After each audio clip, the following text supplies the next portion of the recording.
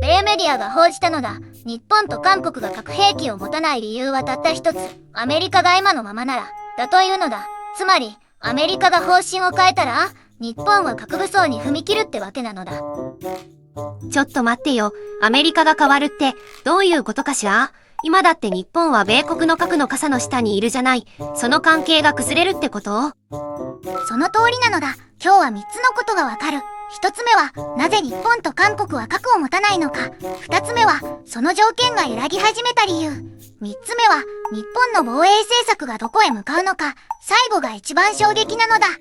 背景を説明するのだ。冷戦終結から30年以上、アジア太平洋地域の安全保障は米国の核抑止力に依存していた。日本と韓国は、米国が自分たちの領土に核攻撃されたら報復する約束を信じて、核兵器開発を放棄したのだ。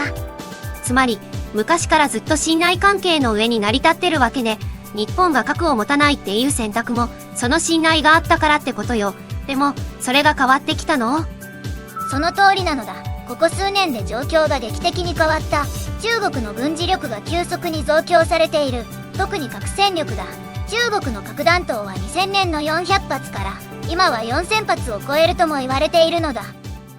私たちが子供の頃は核の脅威ってソビエトっていうイメージだったけど、今は中国なのね。しかも数字がえらいことになってる。日本の周りがものすごく危なくなってるってことじゃない。危ないではなく、すでに危機的状況なのだ。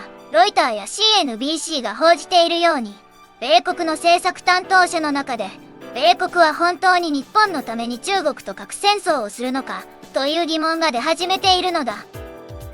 これが、核の傘の信頼性が揺らいでいるってことなのだ。米国は、日本への核攻撃は米国への核攻撃と同じ、と言ってきた。でも、本当にそうなのか、米国が中国と核戦争をするリスクを負ってまで東京を守るのか、この疑問が出始めたのだ。ちょっと待ってよ。米国だって日本をほっぽり出したらアジア全体の信頼が崩れるじゃない。NATO 加盟国だってそれ見たら怖くなるわよ。だから絶対守ってくれるはずじゃ。理屈はそうなのだ。でも現実はもっと複雑なのだ。米国がウクライナを支援するたびに米国の資源と関心は欧州にシフトしている。同時にトランプ氏のような米国第一主義の政治家が台頭してきた。なぜ米国がアジアの防衛のために金を使うのかという声が出ているのだ。つまりね、アメリカ国内の同盟国を守る意志が弱まってるってことね。それって日本からすると、もう核の傘は信頼できないってサインかしら。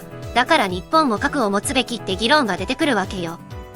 ここからが現実の話なのだ。日本が核武装に踏み切るとしたら何を失うのか。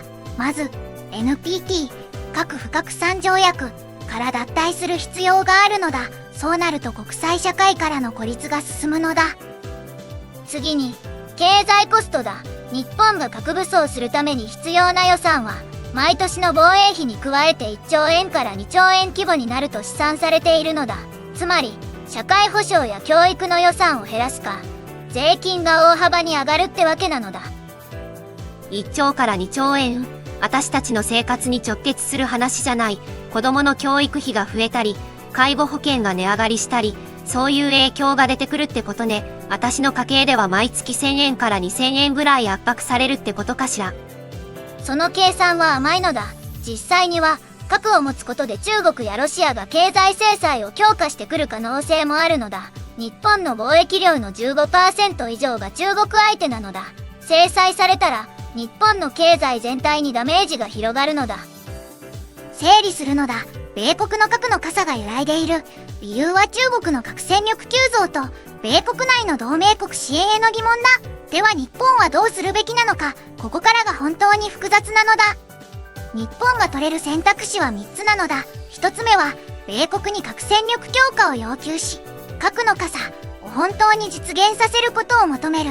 2つ目は韓国やオーストラリアと核シェアリング協定を結ぶ。3つ目が日本独自の核武装なのだ。でもタイトルでアメリカが変わるまで日本は核を持たないって言ってたじゃない。つまり今の選択肢は米国と話し合う核シェアリングのどちらかってことね。本当に核武装することはまだ遠いってことかしら。その通りなのだ。だから米メディアはアメリカが政策を変えるまでという条件をつけたのだ。